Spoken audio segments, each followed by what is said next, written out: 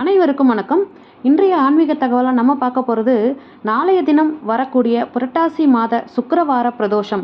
இந்த சுக்கிரவார பிரதோஷத்தன்னைக்கு நம்ம இந்த பரிகாரங்களை சிவ வழிபாட்டோடு சேர்த்து செஞ்சோம் அப்படின்னா நம்ம வீட்டில் என்றைக்குமே பணத்திற்கு கஷ்டமே வராதுங்க.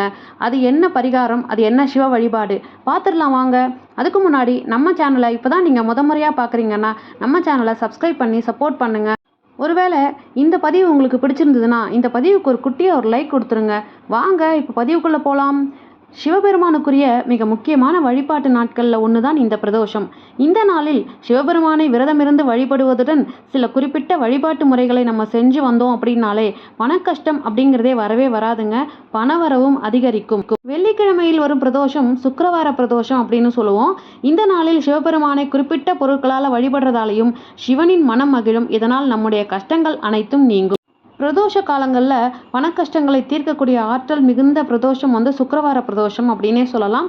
அப்படி பார்க்கையில் நாளை செப்டம்பர் மாதம் நாளை வரக்கூடிய வெள்ளிக்கிழமையில் வரக்கூடிய இந்த பிரதோஷமானது மிகச்சிறந்த பலன்களை தரக்கூடிய பிரதோஷம் அப்படின்னே சொல்லலாம். இந்த பிரதோஷ நாளில் நம்ம சிவலிங்கத்தை வழிபாடு செஞ்சோம் அப்படின்னா பிரதோஷ நேரத்தில் இந்த வருடம் முழுவதும் உங்களுக்கு பணத்திற்கு பஞ்சமே வராது. நம்ம புரட்டாசி மாதத்தில் வரக்கூடிய இந்த சுக்கிரவார பிரதோஷத்தன்னைக்கு வெள்ளிக்கிழமையோடு சேர்ந்து வந்திருக்கிற இந்த பிரதோஷ நாளில் ஈசனை வழிபாடு செஞ்சு நம்மளுடைய கடன் சுமையை குறைச்சிக்கவும் பணம் சம்பந்தப்பட்ட பிரச்சனைகளை எல்லாத்தையும் தீர்த்துக்கவும் வீட்டில் மகாலட்சுமியின் வருகையை நம்ம வர வைக்கிறதுக்கும் மிகச்சிறந்த ஒரு பரிகாரம் இந்த வழிபாடு. இந்த அன்னைக்கு நாளைய தினம் பார்த்தீங்கன்னா மாலை நேரத்தில் 4:30 மணியிலிருந்து 6 மணி வரை பிரதோஷ நேரம் அப்படின்னே சொல்லலாம். உங்கள் வீட்டு பூஜை அறையில் மஞ்சள் சிவலிங்கம் பிடிச்சு வச்சுக்கோங்க. பிள்ளையார் பிடிப்பது போலவே ஒரு சிவலிங்கத்தை நீங்கள் பிடிச்சி வில்வ இலையின் மேலே அதை பிடிச்சு வச்சுட்டு அதன் மேல் ஒரு குங்குமம் போட்டு வச்சுட்டு வில்வ இலைகளால் அந்த சிவலிங்கத்திற்கு அர்ச்சனை செஞ்சுக்கோங்க. ஓம் நம சிவாய மந்திரத்தை 11 முறை வில்வ இலைகளை கொண்டு அந்த மஞ்சள் சிவலிங்கத்திற்கு அர்ச்சனை செஞ்சு முடிச்சுட்டு கற்பூர ஆரத்தி காண்பித்து 4 மஞ்சள் நிற வாழைப்பழம் நெய்வேத்தியம் வச்சுட்டு பூஜையை நிறைவு செஞ்சுக்கோங்க. வீட்டில் செய்ய வேண்டிய வழிபாடு இவ்வளவுதான். மஞ்சளால் செய்யப்பட்ட சிவலிங்கத்திற்கு அர்ச்சனை செய்து அந்த வில்வ இலைகளை பணப்பெட்டியில் வைக்க பணவரவு அதிகரிக்கும். இந்த வழிபாட்டை நிறைவு செஞ்சுட்டு அந்த மஞ்சள் நிற வாழைப்பழத்தை பிரதோஷ நேரத்தில் கொண்டு போய் பசுமாட்டிற்கு உங்கள் கையால் சாப்பிட்றதுக்கு கொடுத்துருங்க.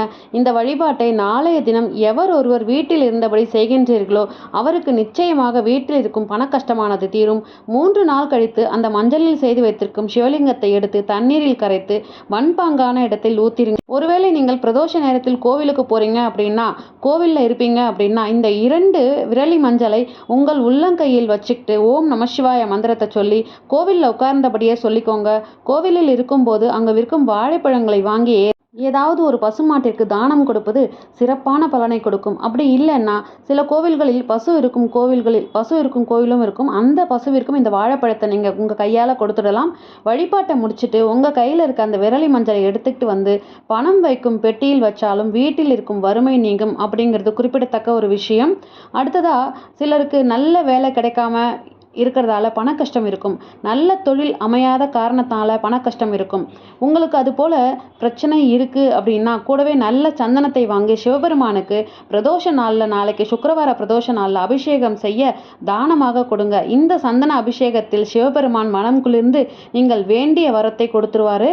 வெள்ளிக்கிழமையோடு சேர்ந்து வந்திருக்கும் பிரதோஷ நாளில் சிவபெருமானுக்கு சந்தன அபிஷேகம் செய்தால் வேலையில் இருக்கும் பிரச்சனை நீங்கும், சம்பளம் உயரும், வியாபாரத்தில் இருக்கும் தடைகள் நீங்கும், லாபம் உயரும் என்பது ஐதீகம்.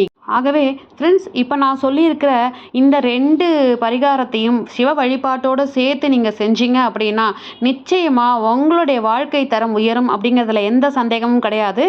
இது போன்ற ஆன்மீக தகவல்களை பெற நம்ம சேனலை உடனே சப்ஸ்கிரைப் பண்ணி சப்போர்ட் பண்ணுங்கள். ஒருவேளை உங்களுக்கு இந்த பதிவு பிடிச்சிருந்ததுன்னா இந்த பதிவுக்கு ஒரு குட்டியாக ஒரு லைக் கொடுத்துருங்க. உங்கள் ஃப்ரெண்ட்ஸ் அண்ட் ஃபேமிலிக்கு ஷேர் பண்ணி பாருங்கள். அடுத்த பதிவில் சந்திக்கிறேன். நன்றி, வணக்கம்.